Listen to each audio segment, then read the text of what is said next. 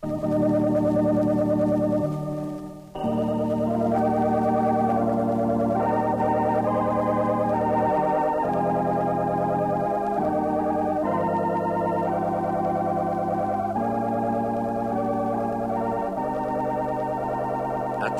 kad dabar galime keliauti kur norim, kada norim, kuo norim. Atkūrėm nepriklausomybę, kontroliuojame savo sienas. Ne, sienos turi vartus, o vartai gali arba atsidaryti, arba užsidaryti, kai to panori vartų sergėtojai. Už lazdijų ant rubežiaus teka saulė, teka.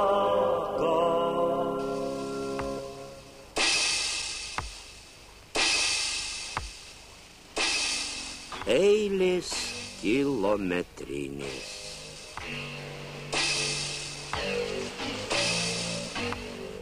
Laikas skaičiuojamas paromis.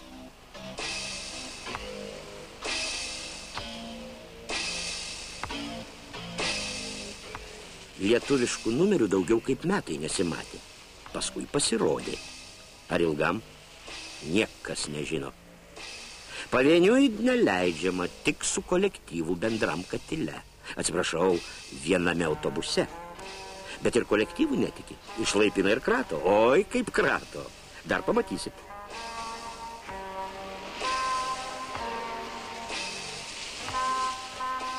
O dabar ir mums, šio filmo autoriams, reikia praeiti tikrinimo skaistiklas. Ilgai nepatikėjau, nors turėjom popierių iš sostinės. Ir žinojom poezijos patriarcho Brazdžionio kančių kelią Lietuvos vartuose.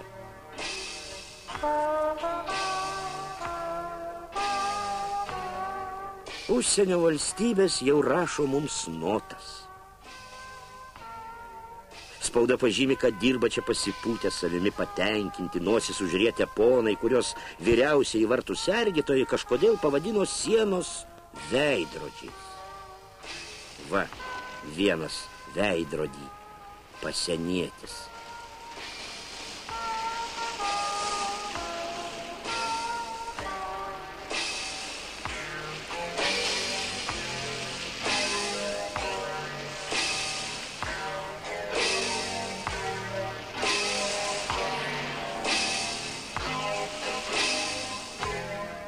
Nei sveiki atvykę, nei laimingo kelio, nei šypsenėlės.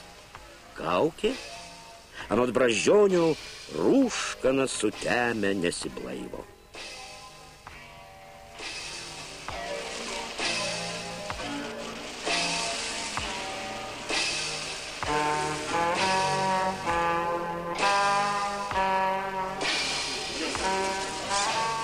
O tai muitininkas veidrodį, tikriau kino objektyvę. Taip pat kaukė.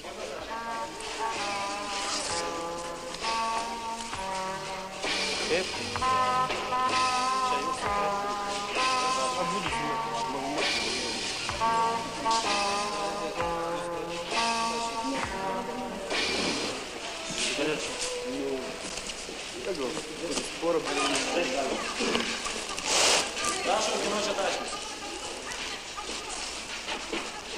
Į ten praeidėt, į ten. Taip, viskas. Prašom toliau.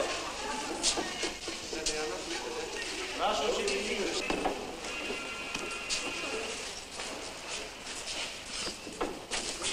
Čia jūs. Raustis svetimuose baltiniuose. Žirgliuoti per kelionės krepšius. Argi toks sienos pareigūno имиджas?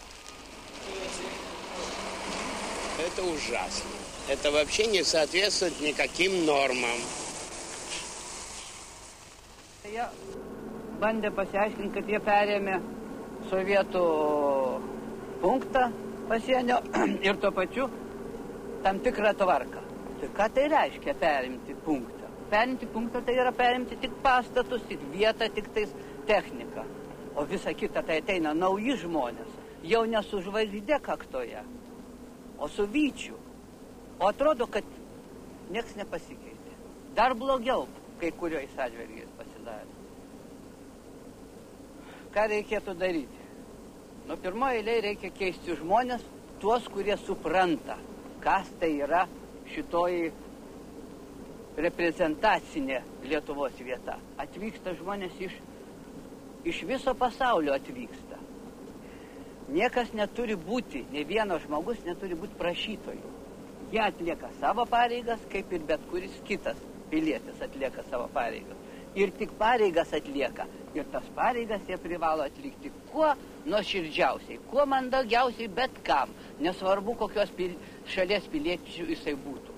Reikia suprasti, kad jis nėra joks ponas.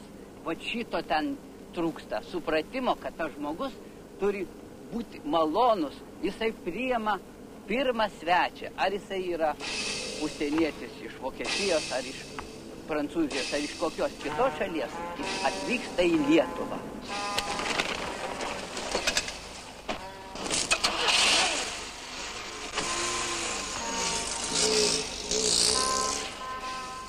Šita situacija, kur yra mūsų pasienyje, kokius kyšius ir kas ima, visi tą žino. Aš išvažiuodamas iš Vilniaus jau žinau, koks muitininkas, kiek už ką ima, kokia yra taksa.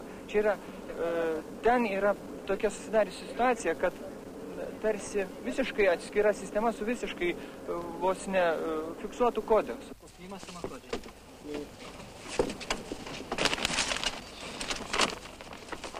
Tai bet kol 80 iš mano atlyginimo gyvena, reiškia, nuo manęs atskaito po 13%, nuo honoraro, reiškia, jisgi iš mano pinigų, reiškia, ir gyvena tas pats muitininkas.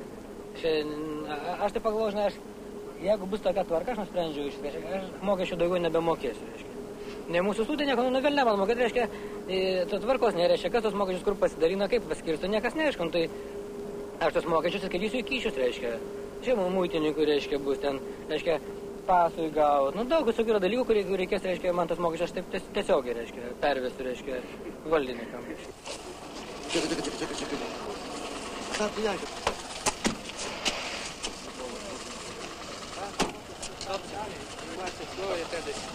Dabar kiek važinėjau pagrindiniai kino festivalius, važiuojam grupėm su kino filmais. Žinote, jie nežinau, ar jie jauni nesuvokia, kas per žmonės, ar jie, bet toks jaučiasi, reiškia, būtinai, reiškia, toks patikrinimas. Atidarykit. Tonas, reiškia, tas toks, nu nežinau, kaip čia galima daug kalbėti, ir pasipūtimas. Kažkoks tu esi lyg tai toks įtartinas. Aš važiuoju, kiek aš bebuvau toj muitinėje, reiškia, įtariamasis kažkoks. Ir aš važiuoju į Daniją. Aš niekad neužmiršiu, reiškia, mes iš laivo važiuojam atapustę atgalios ir mūsų vairuotojas kažkur suka ir aš matau, ten jūs stovite pasieniečiai ir kažką moja. Moja rodo, kad mes ne ten važiuojam. Kad mes priėjom, paaiškinom, kad čia į kino festivalį, kad čia, reiškia, iš Pabaltijo, kad čia lietuviai. Ir jie, taip sakant, pradėjo šypsotis, važiuokite ir visą kitą, reiškia. Dar mums ne į Europą. Dar sunkiau grįžti iš Europos.